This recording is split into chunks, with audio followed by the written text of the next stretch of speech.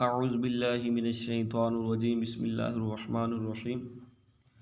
ہم قانون شریعت پڑھ رہے ہیں۔ پچھلے سبق کے اندر ہم نے نبی کی لغزش کے متعلقہ سنا تھا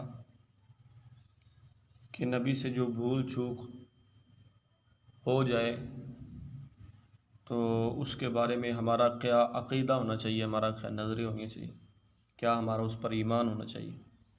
تو اس کے حوالے سے ہم نے پچھلی ویڈیو کے اندر وہ بات عرض کی تھی، پچھلے سبق کے اندر۔ آج جو ہے وہ اللہ تعالیٰ کی جو کتابیں ہیں ان کے متعلقہ عرض کرتے، مشہور جو ہے وہ 4 کتابیں ہیں: قرآن پاک، توریت، زبور اور انجیل۔ یہ 4 کتابیں ہیں، اور ان کے علاوہ جو انبیاء علیہ السلام پر صحیفے اترے ہیں اللہ تعالیٰ کی طرف سے۔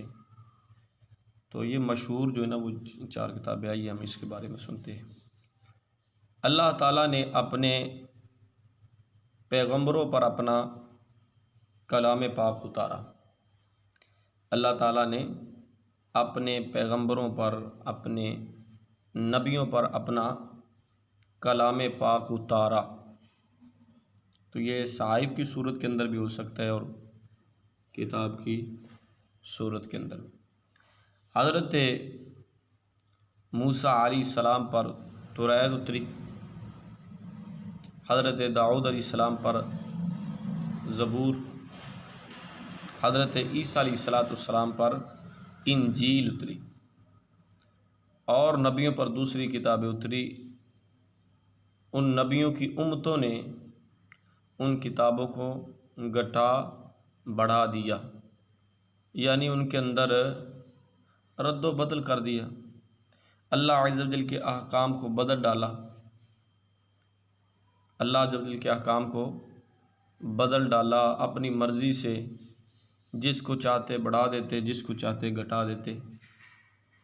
تو اب بھی نہ جو جیسی اتری تھی انجیل ہے، نہ ہی زبور ہے، نہ ہی توریت ہے، کیونکہ ان لوگوں نے ان کے اندر تبدیلی کر دی، اپنی مرضی سے اللہ تعالیٰ کے احکامات کو بدل ڈالا، اور نہ ہی ہمیں اجازت ہے کہ ہم توریت کی تلاوت کریں، توریت کو پڑھیں، زبور کو پڑھیں، انجیل کو پڑھیں۔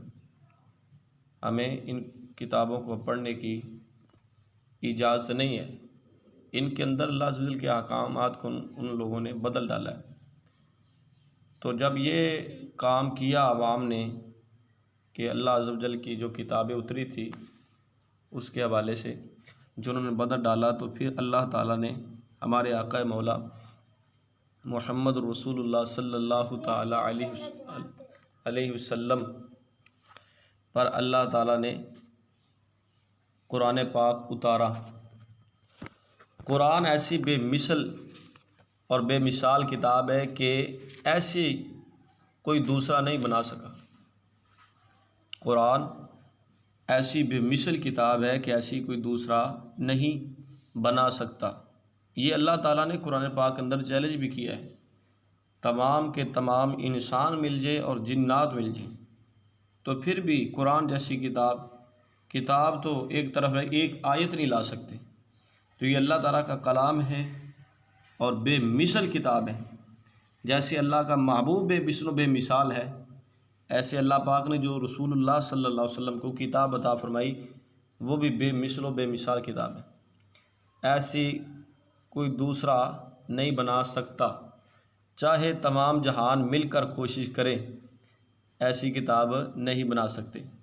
قرآن میں سارے علم ہے، ہر چیز کا روشن بیان ہے، 1350 برس سے آج تک ویسا ہے جیسا محبوب علیہ السلام کے قلب انور پر اترا تھا۔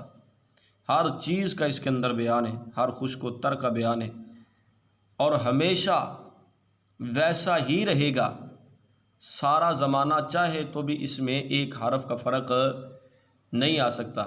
یعنی جیسا محبوب علیہ السلام کے قلب انور پر اترا تھا جیسا میرے آقا صلی اللہ علیہ وسلم نے اپنے صحابہ کرام کو عطا فرمایا تھا تو قیامت تک ایسے ہی رہے گا، اس میں ایک حرف کا فرق بھی نہیں آ سکتا۔ جو شخص کہے کہ قرآن پاک میں کسی نے کچھ گھٹا یا بڑھا دیا، جو یہ کہے قرآن پاک کے اندر بھی رد و بدل ہو گیا ہے، قرآن پاک میں کچھ چیزیں تھی ان کو گھٹا دیا، یا کہے اس کے اندر کوئی چیزیں بڑھا دی، تو اصلی جو قرآن ہے وہ تو یہ نہیں ہے بلکہ امام غائب کے پاس ہے۔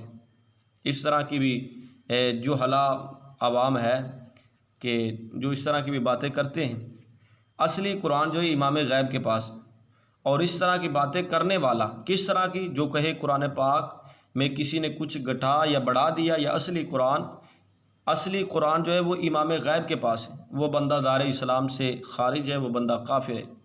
یہی اصلی قرآن ہے، اسی قرآن پر ایمان لانا ہر شخص کے لیے لازم ہے، اسی قرآن پر ایمان لانا ہر شخص کے لیے لازم ہے، ضروری ہے۔ اب نہ کوئی نبی آئے گا، نہ کوئی اللہ عز و جل کی کتاب، قیامت تک رسول اللہ صلی اللہ علیہ وسلم پر نازل ہونے والی یہ کتاب قرآن پاک یہ برقرار رہے گا، اس پر ہر شخص کا ایمان لانا ضروری ہے، اور جو اس کے خلاف مانے وہ بندہ مومن نہیں رہے گا بلکہ وہ بندہ دار اسلام سے خارج ہو جائے گا۔ تو ہمیں یہ قرآن پاک کو پڑھنا چاہیے، قرآن پاک کے احکامات کو اپنانا چاہیے، اور اب قیامت تک یہی کتاب رہے گی، اور اس پر عمل کریں گے تو انشاءاللہ ہمارا بیڑا پار ہوگا۔ نبی پاک صلی اللہ تعالی وسلم کی جو شریعت اس پر بھی عمل ہو، قرآن پاک پر بھی عمل ہو، قرآن پاک کے ہر حرف پر ہمارا ایمان ہونا چاہیے، اور نہ اس کے اندر رد و بدل ہو سکتا ہے۔ اللہ تعالیٰ نے خود قرآن پاک کے اندر فرمایا اس کے محافظ میں خود ہے، اور جس کا رب محافظ ہو، کائنات کا بڑے سے بڑا لیڈر اور بڑے سے بڑا آدمی، اس کے اندر کوئی چیز کو نہ گھٹا سکتا ہے نہ بڑھا سکتا ہے۔ تو اللہ تعالیٰ ہمیں صحیح معنی کے اندر عقائد پر دسترس حاصل کرنے کی توفیق عطا فرمائے، سمجھنے کی توفیق عطا فرمائے، عوام تک پہنچانے کی توفیق عطا فرمائے، اور محبوب علیہ الصلوۃ والسلام کے قلب انور پر اترنے والے قرآن پر عمل کرنے کی اللہ پاک توفیق عطا فرمائے۔ آمین ثم آمین بجاہ النبی۔